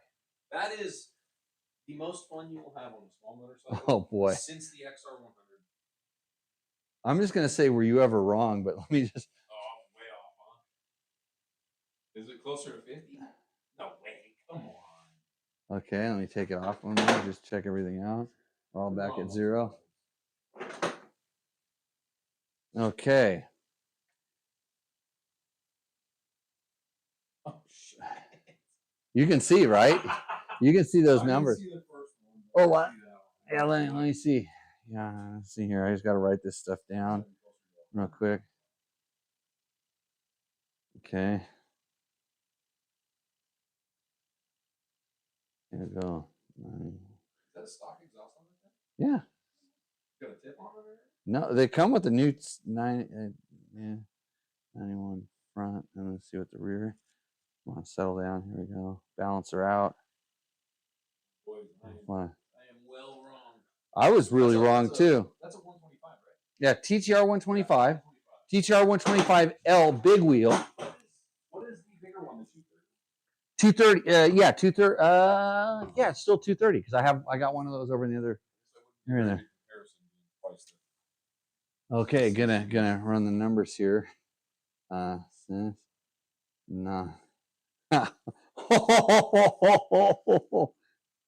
What is? Look at the. What's the math on that? What? 25 pounds? What? No. 80. Yeah. Okay. Did anybody get the number right? Like, let's scroll back through let's see. What do we get? Okay, so you got a couple more minutes to try to figure out the weight challenge I think here. someone did guess that. Did somebody the Honda weight? Did somebody guess the Honda weight? Oh, So close. yeah, if we round that one out, it doesn't work. No. Wait, what bikes are we talking about? Ron, we're talking about a Honda XR150 is the weight you're trying to guess. You're trying to guess the full tank weight on an XR150. Let's see. That's not a small motorcycle. No one's got it yet. Okay, so you can keep guessing. But we got a good question here. What does Joshua want to know? Oh, you want to do that? Yeah. Okay. He says, I have Seat Concepts XLT and love it. Want a standard comfort, but can't afford a complete seat right now. Have the stock seat. Does Seat Concepts sell conversion seat set, aka the foam and cover? Joshua, what bike are you talking about? You have a Seat Concepts XLT. He's talking about the seat. So he's got the XLT version of the seat, but he wants a standard comfort. Is XLT like I think the XLT is like the double wide for the super comfy one. Yeah. Well, I'm not familiar. I'm not familiar. It's kind of funny because I do believe they sell foam and covers. Right. I think they sell them right off their website. You can go in there and yeah, you don't have to get the complete seat. You can buy the foam and the cover for it. And if you go to those XLs or even the ones that are comfort seats, let's see. You know, I know where I can get one of those. Hold on. My pussy's licking itself right now.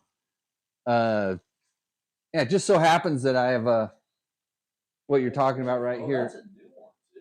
Well, it's relatively new. So I'm gonna click the clicker and go to this wide shot here. Actually, you know, I'm gonna try the other camera. Let me see if this camera works over here. Try another camera here. So here we go. Okay, so welcome to the. Here we go. So you wanted to see a Seat Concepts, and this, and I'll hold it up here so you can kind of see what it is. This is the comfort seat, and I don't know if this is XLT because it's narrow here.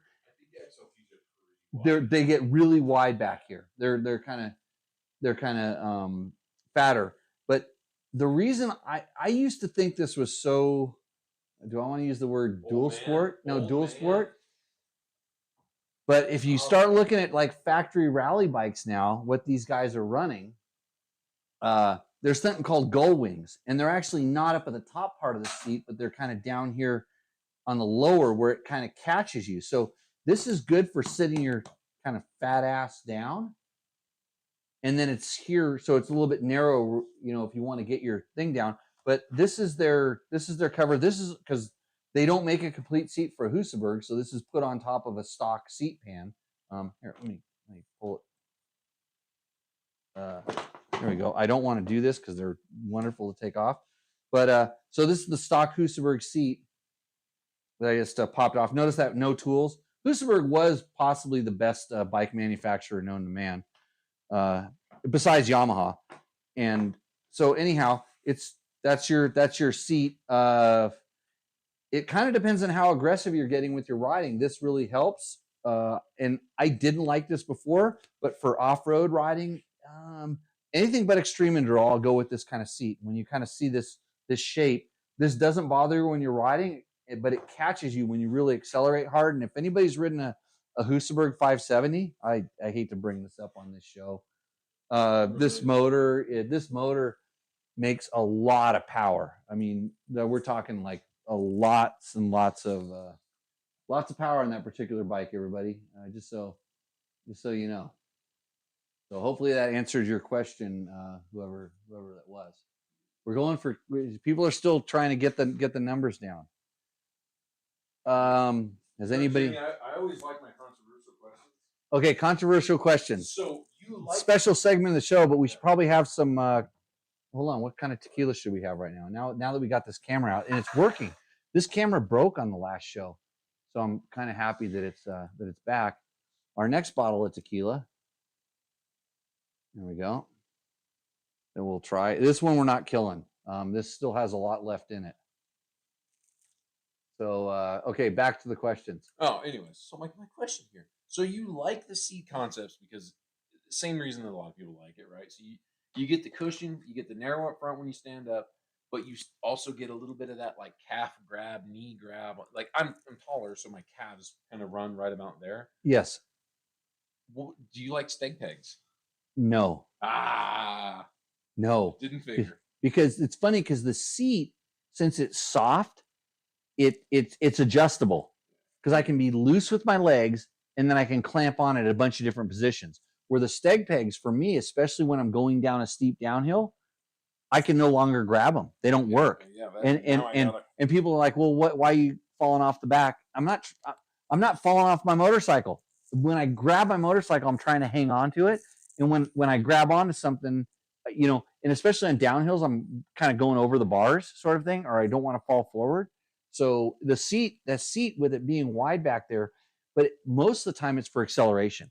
It's when I accelerate and I just never know exactly where I'm going to be. And the seat's always there, where the steg pegs are in only one position. And if I'm not in the right position and I expect something to catch me, it's kind of weird. That's kind of what I figured was going to go on there.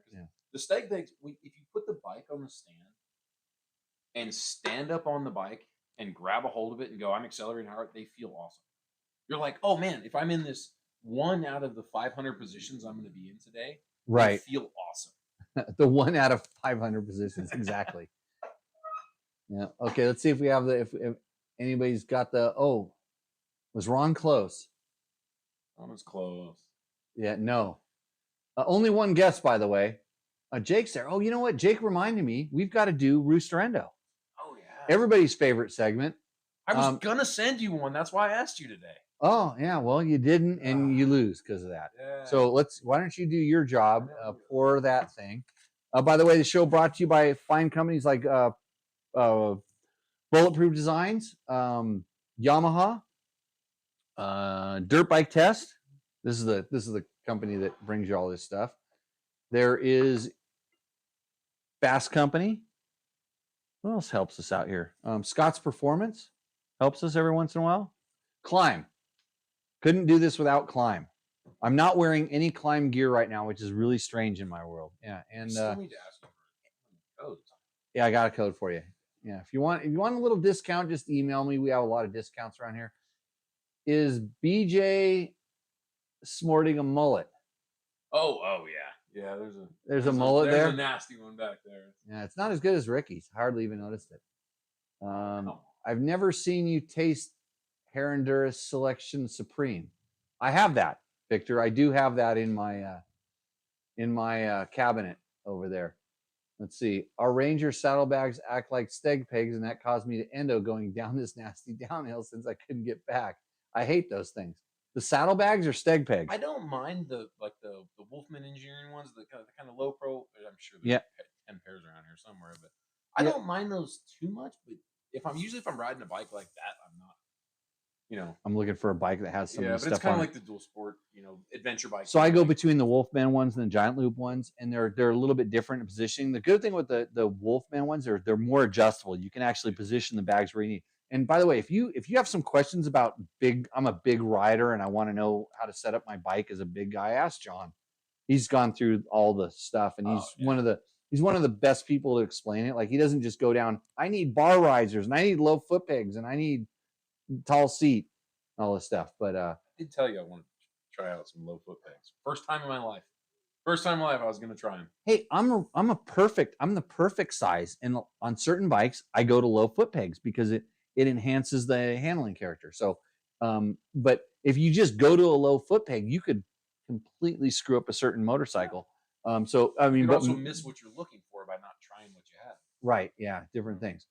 Okay. You're changing the rules or just clarifying? Yeah. How many guesses have you already had? Because I didn't associate names with numbers. I was looking for the correct number. You know how contests work at this show. By the way, this is not a real contest. It's like a drawing, and we're not. I may not actually send out what I'm claiming I'm going to send out because I've been. He probably makes more money than me. Okay, and our show, is it shutting down or it's still working? Okay, good. So we've weighed the bikes. Everybody's still guessing on this stuff. Ashley Lito, is that your first guess? That's good. Thank you, Jimmy Tyler. Yeah, go Jimmy. I don't like as much the other one. Yeah, it's a little sweet for me. Okay. Yeah, this one. Like I said, I'm not normally. I'm not normally a Neho guy. Yeah, it's a little like extras. Actually, this doesn't even. It tastes more like a Reposado. Yeah, it's a little lighter than a true Neo, and it's very sharp. Like the initial. Which I don't mind the sharpness. for whatever reason, sweetness. Not too sweety. Yeah, it's sharp and sweet, and then it kind of where it should have. I think it should start. If it's sharp, it should build a little bit, but not get raspy, and then not get bad. This one kind of goes, and it fell off immediately. Yeah, which that's like a filter. Like a lot of the Cristianos or stuff like that do that. They have the sharp tequila taste, and then they fall off. So, oh, George. When I go from sitting to standing, my butt never comes off the seat. Any tips? Yeah, get longer legs, George. It's really easy. You go down to Mexico.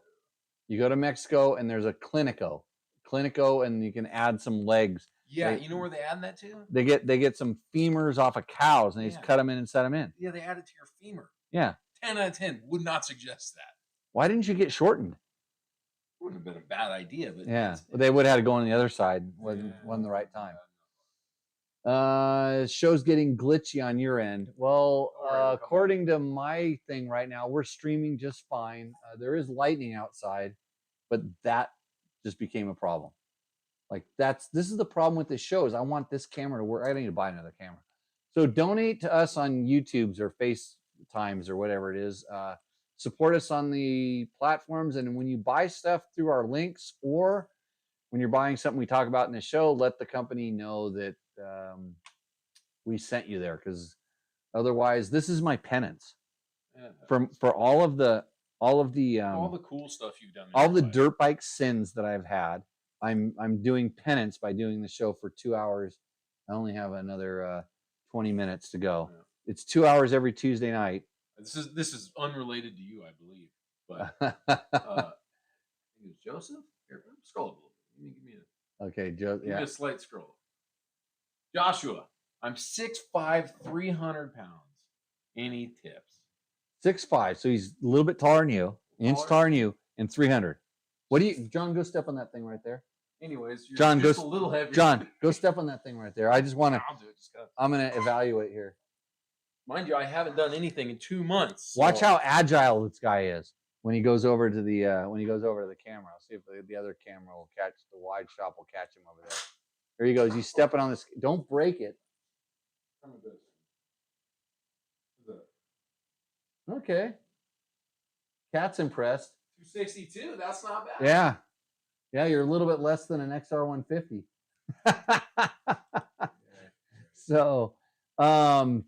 So you're a little bigger than Big John. Any tips? Yeah. So that's the question. Yeah. What's the tips? I think the tips are always so hard for big guys, but for the longest time, I always worked with people and told them to, like we said, deal with your bike first, and then figure out what your weak points are. But now, as I'm kind of getting a little older, riding less, I'm not riding all the time. Older, so I'm not, not in the best shape anymore. A little bar riser. Start small. Starts very small, especially with KTMs. Coolest thing about KTMs, which I swear I'm not a KTM guy, but one of the coolest things about them is they sell OEM bar risers in like 5mm increments, right? For like $30. Yeah, they're just little plates and the bolts that go with them. They sell that, but then they also, if you have the style that kind of U-bolts over the top of the clamp, not U-bolts, kind of like it kind of channels over the top of the clamp. Right. You get both the bottom stems. It doesn't come to the top clamps, but you get both of the bottom clamps, and they sell them in 5mm. Oh, right. There's 3 different sizes in the kit. It's like $30. Yeah, you can go to Rocky Mountain. Rocky Mountain has these bar risers. The coolest way to do it. I'm really surprised you're talking about bar risers, because you know that the number one thing that we see, 4-inch bar risers. 4-inch bar risers. Yeah. No, we see everybody just go crazy on bar risers when they go overboard, and it puts them, because the bars come up, they start going back. You know what it is? This brings us right back to the steg peg segment. Yeah. They're really, really, if you put them on a stand, put your bike on a stand with 4-inch risers and stand on it, you go, oh, this is great. These work awesome for the one position that I'm in until you need to do anything on the motorcycle. And when the bars come up and you go back, then all of a sudden you start falling off the back of the motorcycle, start hanging on more. You don't realize how easy it is to bend at your hips Wait a minute. Let me say this again. Oh, by the way, I'm a professional riding coach. I'm certified. I have some credentials. Let me say that again. Bend at the hips, because everybody bends at the knees to reach their bars. You don't bend at the knees. And there's a lot of people that say, "Oh, your knees can't be over your foot pegs." Sure, they can in the right times, but all this stuff is done in stationary. Don't get me started. It's a ton. But at the end of the day, you cannot stand straight up on a motorcycle and have your hands on the handlebars. No, you have to bend. But you think about it, most of the time in the motorcycle, you're accelerating, and when you're decelerating, it's easy to fall. It's easy to fall backwards on the bike and then balance yourself out. And I have when my online riding school comes up, well, AI is going to replace me pretty soon, anyways. After it comes and kills me. So you cannot stand straight. There's nothing wrong with bar risers in the right thing. Just like fentanyl and PCP and beer and tequila. In the right amount, it's probably okay. Some of it's really bad, but if you know how to use it, it's probably okay. And now we're just banned from YouTube forever. Yeah. But setup. If I rode every day, I'd ride a stock bike. You know, if I had the rider fitness of a guy who rode 5 times a week, like I was when I was younger, right? I rode stock bikes, stock pegs, stock seats, stock handlebars, stock risers. Because compromising your body position, using the muscles to put you in that position didn't hurt. But I had a good core and stuff like that. I was good, all that stuff. But then, like, as I stopped riding, the bars came up a little bit, not a lot. Right. And, a slightly taller seat, maybe a little more comfortable, less bend in the knees. There's things you compromise with a little bit. We have a really good, as you get older and stuff like that. Yeah. But we have a really good question in the comments right now, but that's okay. Not before we say, feel free to enjoy our sponsors, Yamaha and Climb. So, Jimmy, what are your thoughts on the Athena Big Bore kit for the WR? I don't have any thoughts on that right now because I haven't tried one, although that is so on my list for my Yamaha WR250. What? So, that's what I need to, but I would just go out and spend the money right now, but I know there's a few people that know way more about it than I do that have tested it and stuff. I want to call them and ask them about that kit and how they used it and how it affected some other stuff, because the interesting thing is, back in the old days, big bore kits were everywhere in the carbureted, especially carbureted 4-strokes, even 2-strokes. There was advantages, but a lot of disadvantages. And when it went to fuel injection, I was blown away by how the advantages so outweighed the disadvantages. And then, but it's like you're tinkering with durability, you're tinkering with a lot of different stuff. But there would be nothing I would like more than to get 320-ish. I mean, I want to say 350s. Aren't those what the Euro guys are running right now? Is like 300cc 4-stroke Yamahas? The Spanish GP, stuff like that? The Enduro GPs. I don't know. I no, because the class is lightweight 4-stroke needs to be a 250. I don't know if I think like their premier guy is running. He's running a big bore. It's like a 300-ish. I don't spend enough times on the YouTubes to figure this out. Honda, the Red Moto. Red Moto. Red Moto. Yeah. 300 Rs. Yeah. They make, like, Red Moto. It makes a 300 kit, a $300 kit. I don't know whether it's a 280, but I would like to have thoughts on that kit for the WR and the YZ and the FX, because it's all the same. It'd be the same stuff. That's the 450, right?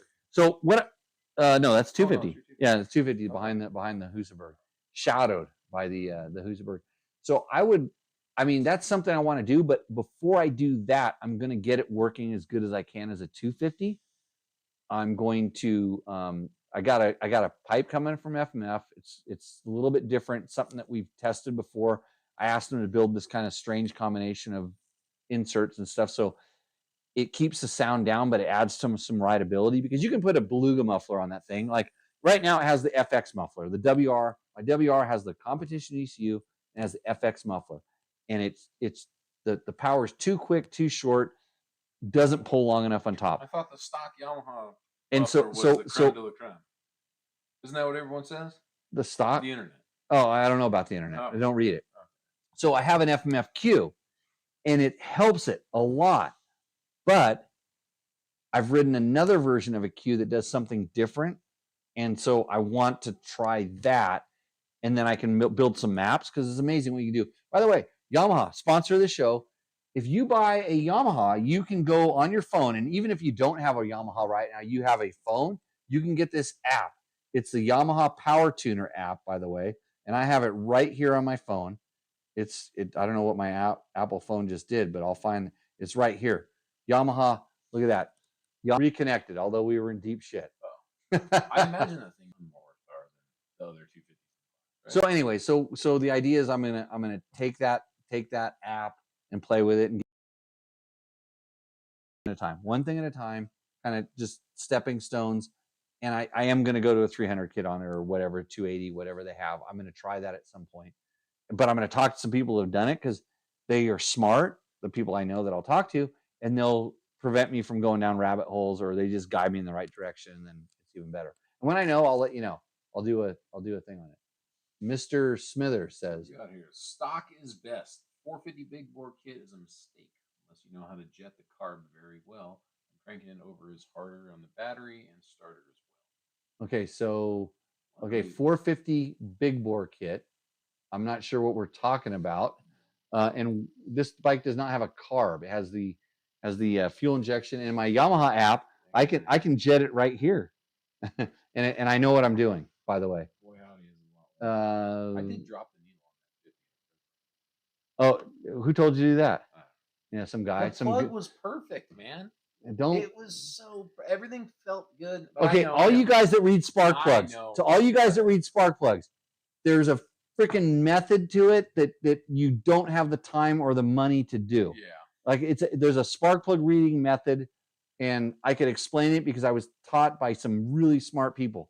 I'm just saying it wasn't as fat as it sounded. You don't need those kind of people anymore because you don't need to. I mean, they're almost dead anyways. They're old, really old. Spark plug reading is an art and whatever. Okay, so we weighed those bikes. Nobody guessed the weight, by the way. You guys all lost. I didn't see. No, that's not it. I'm going back looking at the thing. Asher Lido is the closest. Oh, so no, we're close. There was one that was 2 pounds off. Well, Asher Lido's one. That's one, right? Never. Okay, let's see if he guessed earlier. Let's see if he guessed earlier. Ron guessed a lot of times, so he's getting banned. You weren't close. You were closer in the first one, so we're gonna go ahead and let those things out. Asher Leader, you win. The first guess was. And wait, did he do his first? Oh wait, no, his second 2 seconds. Yeah, that was the closest known to man. Right. No, he's off by a little bit, but he did. That was his second guess. So should we disqualify him? Where's the first guess? That was his first guess. Was the one with the 0.4 on it, and that's still the closest. No, his closest one was his last. Well, guess. yeah, but his first guess was still the closest of first guesses. Okay, Ashley, come to the truth here. Did you cheat and look at something? Because you're really close. Okay, the Honda XR150. Still hard for me to say. That is crazy. 279 pounds. That is crazy. Wet. We'll call it wet. 279. I thought for sure that the Yamaha TTR was going to be 25 pounds less, and John claimed 15. I figured it would be kind of close. I mean, I guess I should know better. The interesting thing about that is that he actually explained it pretty well. He said, the Honda's a little bit taller and the swing weight from the kickstand picking it up, because we're just doing it based on moving around. Yeah. I guess 25 pounds. I was grossly negligent on that because Yamaha obviously makes the lightest, most agile, best play bikes known to man. 280 pounds. Heavy. Yamaha, 196 pounds for a TTR 125. Okay, so for all you haters out there, here's all you haters out there. They're going, oh yeah, the Yamaha's got to be better. I had probably 4 or 5 beginner riders test these bikes because this is what we do at Dirt Bike Test. So I had some brand new first time on dirt bikes. I had people that hadn't ridden for 20 years hop on it. Almost every person that hopped on those bikes when they were super, super novice preferred the Honda. And you want to know why? 2 things. Number one, It was more Flush. stable, more stable. That weight, that heavier weight, made the bike stick to the ground. It didn't react as quickly. It wasn't as nimble. All the things that we like, nimble. But it wasn't as nimble because they're not expecting. They don't, because they're out of balance and all this stuff. So, anyways, that extra weight. But a couple of people that dropped it also said, "Boy, it's really heavy to pick up. I hope I have some." Because you're almost picking up a full size dirt bike at that point at 279. At 196, you're picking up something that's really light. And but it's also lower to the ground, so it pops up a little quicker. Other things for beginner riders, by the way. That Honda has a lot more chug, torque. Super low RPM. The clutch engagement is a lot smoother. So the things that a beginner rider appreciates, believe it or not, broad too. It's a little bit that I wrote it. Honda's done a really good job of making the clutch interaction, the brake interaction. It's not as grabby. The Yamaha, snappier clutch, more aggressive brakes. All the stuff that a better rider would appreciate is on the Yamaha. But as your first bike, does that Honda have drum brakes on the rear as well? Yeah, the drum brake in the rear. Yeah, they're kind of the same bike, except the Honda street legal and the Yamaha's not. Anyways, it's funny we were talking about like the handling characteristics, the novice side of it versus you want to be aggressive with it. That was a big thing. 0 kilobits. Let's see. We're only using 11% of this computer's power. If we just died and went off the internet again, we're gonna have to think. Ashleader didn't use Google. Well, yes, you did. You just didn't know you used Google. It did it for you. Ride it one hand and hit a rock, and nothing happened. Right. So this is why everybody, just go with your feel, on a lot of things. And if you don't feel like your feel is right, then maybe, if you're not sure about your feel, like if you change something and see if your feel gets better or worse. And that's the answer. And it doesn't matter what the internet tells you. It's whether it's better or worse. Because I can, this is what we do here. We're just trying to be blatantly honest. I work with a lot of different levels of riders when I was coaching and riding schools, and I ride a lot of different bikes, whether it's, motocross bikes or XR 150s. And I need to get that video done. And everybody wants to know what I think about the XR 150. I think it's a great bike. I'm glad that it's an XR. God, I thought we'd lost XR because I have an XR history. I have an XR 100 that finished second in the 250 class in the Baja 500. No, it's up there on it's in a rafter over there. There's another. There's an XR 600. Looks like the one I won the Baja 1000 on. Yeah, I don't like to talk about myself much in the show, but never won any Baja 500, but I have a handful of XRs, and I love every one of them. Right. So, but I swear, and that's what I was saying earlier, is the TTR, hands down, like the large wheel, electric start, 200 pounds. That is the coolest bike that has come out since the XR 100. TTR 125. In the realm of I was XR 100 guy. I mean, I cut my teeth on backyard supercross racing, and I mean that was my first real motorcycle that didn't have a step through frame was XR 80. I'm an XR 100 guy, and for me, and I'm not saying this because Yamaha is a sponsor of the show. Like TTR 125, I have one that's so enduroed out. It's got the BBR skid plate, frame cradle on it, so I can't stretch it. I've got a Works Performance built me this custom little shock because really on that bike, I'm pretty much on the shock the whole time. The forks don't matter too much. But I got one fork spring from BBR, not two because it's too stiff. One fork spring up in front. And this thing is so got a light, because it's electric start. I got a lighting coil. I got a good headlight on that thing. And call seat. I know my 185 is the same way. It's got just one spring in it. Perfect. Yeah. So it's such a fun bike for me. And I put kids on it. And then back then we did it. My bike is in Mini Rider magazine. Back when I was the editor of Dirt Rider before I got canned. We had a magazine called Mini Rider, and we actually tested the Enduro TTR 125. And I still have the bike. I bought it. It was so cool. Oh, I know that. But it's the one that's got the anodized frame cradle on it, right? Yeah. So, but anyways, the CRF, because the CRF 125, which is now fuel injected, it's heavy too. Well, why do you think that now after we talked about this, why do you think they let it go heavy? Because it costs more to make a lighter bike, but the person that's riding that bike probably doesn't care. Like I didn't care when I had an XR80 that I would tear the foot pegs out of the bottom of the cases because there wasn't a company like BBR to build me a frame cradle that would. I could put foot pegs on. But anyways, so much about the history. Ashley did guess multiple times, but you still win. Send me an email, buddy. I'm going to send you a T-shirt. Hopefully you're a large, because I think that's the one that Jerry brought me. By the way, Jerry Bernardo, our second best co-host. John, this is Big John Perkins here. So if you had big guy questions, you forgot to ask him, that's bad on you. If you wanted to come to my riding school, I don't do it anymore. That's bad on you. And if you wanted to have more Tech Talk Taco Tuesday, I'm going to have one more shot of this stuff right here. And then it's bad on you. So you better jump on the thing, because the thing's going yellow. Why is it's going yellow to red? Hey, the good thing is that we always put these up on our YouTube page.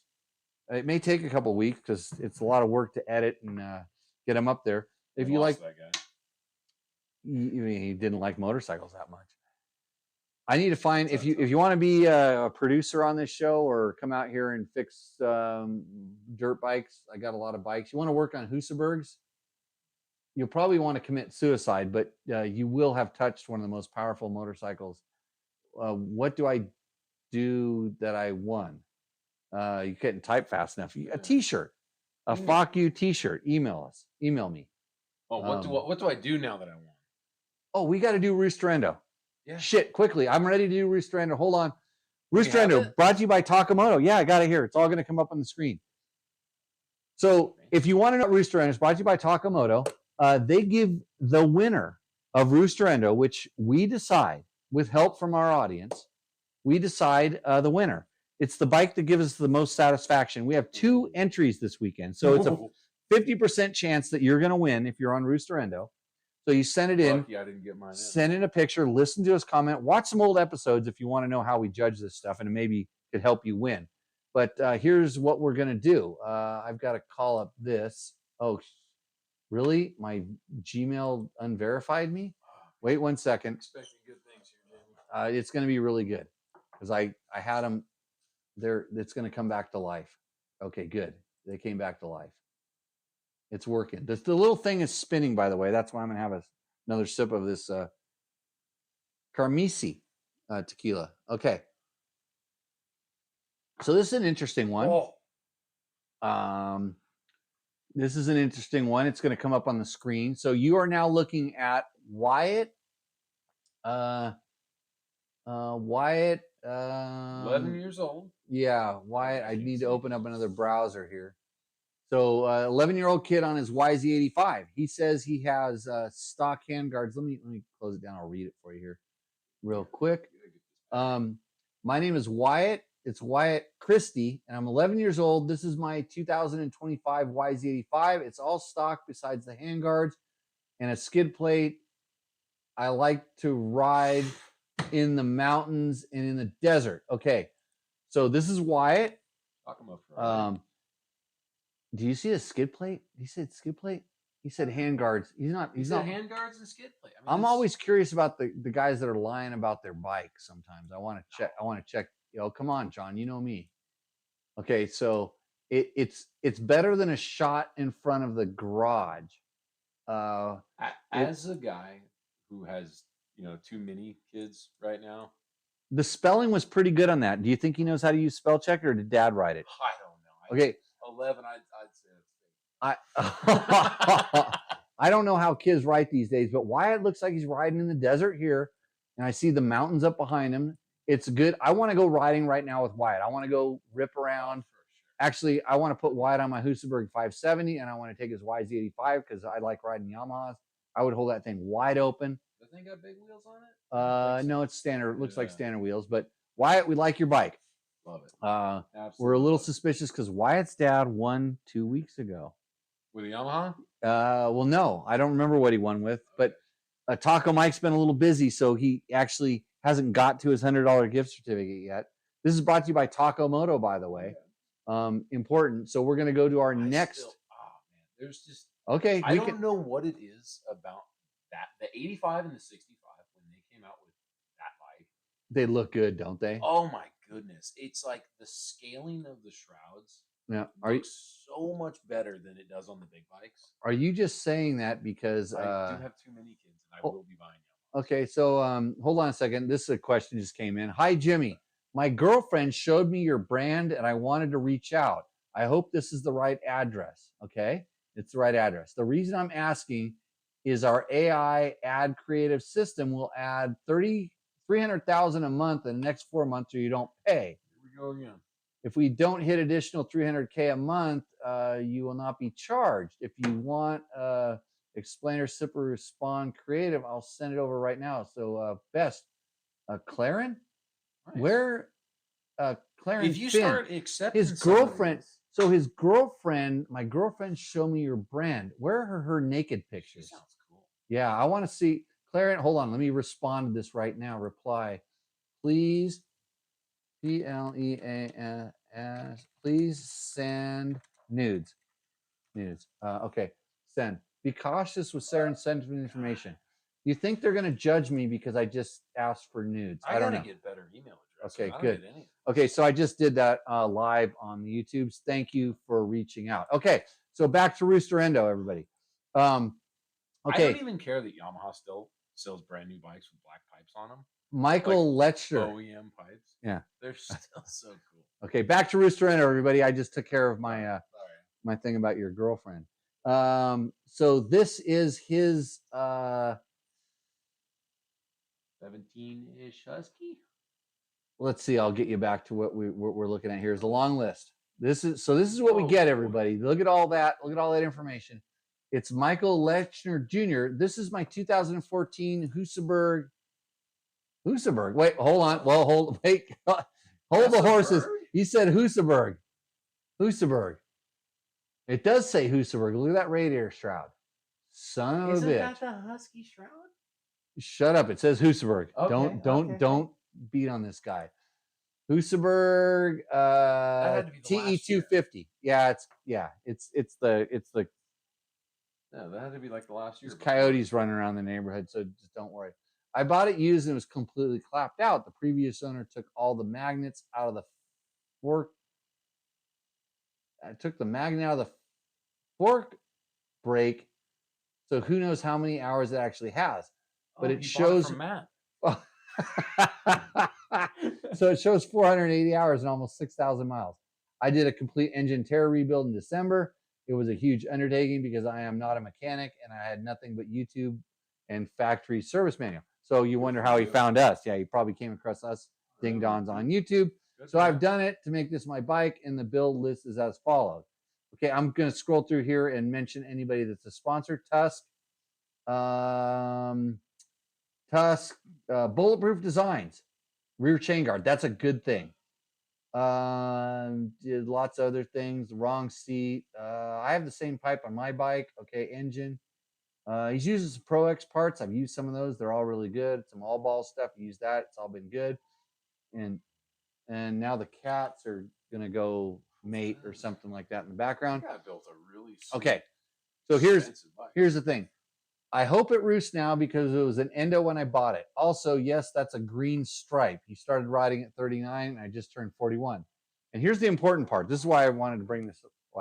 And to other military veterans who are watching you and feel like mentioning it, Veteran MX, www.veteranmx.com, is a 501(c) veteran service organization dedicated to helping veterans heal and connect with other veterans through throttle therapy. There aren't too many of us off-road guys out there in our group, and I'd love if some other ones join me, especially in the Southwest chapter. Other veterans to ride with would mean more to me than winning Rooster Endo. So did you take that? Did you hear what he just said there? Yeah. Okay, so I'm going to... So if we get you 2 riders, we give it to the 85 kid, and away we go. Okay, so I'm going to try to put that in the restream. I actually want to copy the Veterans MX into our chat.